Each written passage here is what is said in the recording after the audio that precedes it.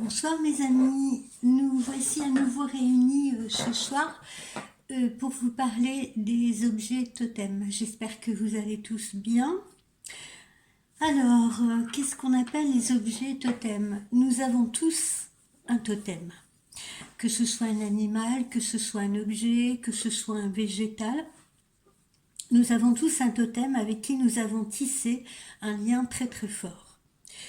Euh, Qu'est-ce que c'est qu'un totem? Basiquement, un totem, c'est un objet rituel qui existe dans différentes cultures ou dans différentes structures sociales. Il est d'ailleurs l'emblème de certains peuples et de certaines structures sociales. Ce totem, nos totems personnels, en fait, j'ai envie de dire, nous aimons l'avoir à portée de vue ou à portée de main, et il en dit long également sur qui nous sommes et ce que nous pensons. Cela peut être un objet qui nous suit depuis l'enfance, un doudou, cela peut être quelque chose que nous a donné ou légué une personne qui nous était chère, un parent, un grand-parent, cela peut être un présent d'amour que l'on nous a offert et qui nous suit même si nous déménageons, un peu comme une protection et dont on ne pourrait pas se séparer.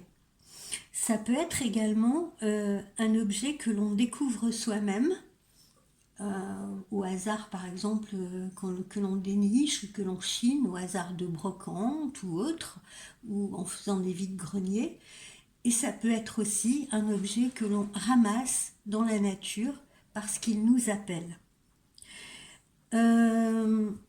Le totem, pour les Amérindiens, était donc le protecteur du clan.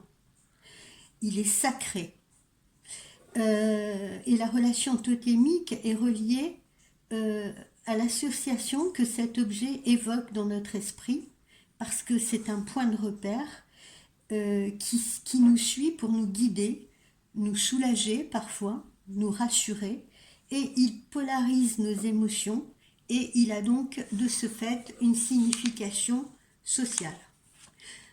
Alors, au niveau des totems que l'on ramasse, moi personnellement, eh bien, j'ai ramassé ces plumes, symbole de liberté et de paix, et j'ai ramassé cette toute petite pierre qui présente un peu l'aspect d'une rune, là, vous voyez, avec comme une intersection, je ne sais pas si vous voyez bien, avec comme une intersection. Voilà. Et je vais vous raconter l'histoire de cette petite pierre que j'utilise du reste pour ma voyance. Et cette petite pierre m'aide à parfaire mes visions, à les peaufiner. Et si je ne la manipule pas pendant mes consultations, eh bien j'avoue que je me sens un peu perdue. Alors, comment ça s'est passé? Je vous mettrai une photo sur mon Instagram. En fait, j'ai un ami qui possède un moulin du XIIe siècle en Languedoc-Roussillon. Et au pied de ce moulin, il y a une rivière ainsi qu'une plage privée, une plage de galets, mais vraiment de très gros galets. Et pendant un week-end, j'étais allée là-bas pour me ressourcer. Je me suis assise au bord de la rivière. Et tout à coup, j'ai senti comme une petite voix qui m'appelait. Et je me suis levée, je suis allée voir de quoi il s'agissait. Et en fait, j'ai trouvé cette minuscule petite pierre qui fait à peu près 1 centimètre au milieu de ces galets. Combien y avait-il de chances que je trouve normalement cette petite pierre, même si je l'avais cherchée? A priori 0,000. Donc voilà, ce que je puis vous dire, c'est que un objet totem, c'est lui qui nous choisit quelque part, c'est lui qui nous choisit, c'est lui qui nous appelle.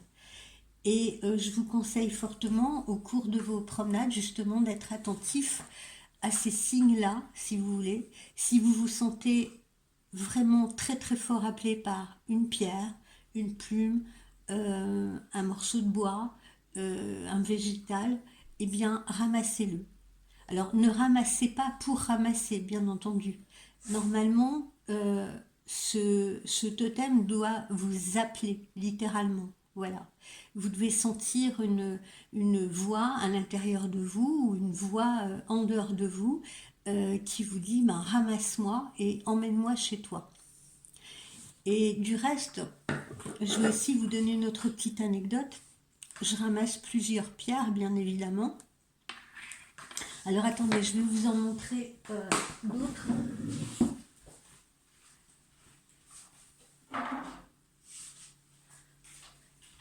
Par exemple, celle-ci, elle m'avait beaucoup attirée parce qu'elle avait presque une forme de cœur. Je vous la montre d'un peu loin. Voilà. Vous voyez, ça peut être des pierres toutes seules. Mais à un moment donné, vous sentez que la pierre, justement, vous dit « ramasse-moi, prends-moi, emmène-moi ». Et ce qu'il y a de très amusant, c'est que quand j'arrive chez moi, si je la pose à un endroit où elle ne doit pas être, où elle ne se sent pas bien, je vais le sentir parce qu'il va falloir que je trouve le bon endroit, il va falloir que je change d'endroit pour la poser. Alors vous allez me dire, mais qu'est-ce que j'en fais après de ces totems? Eh bien, ne cherchez pas immédiatement l'explication.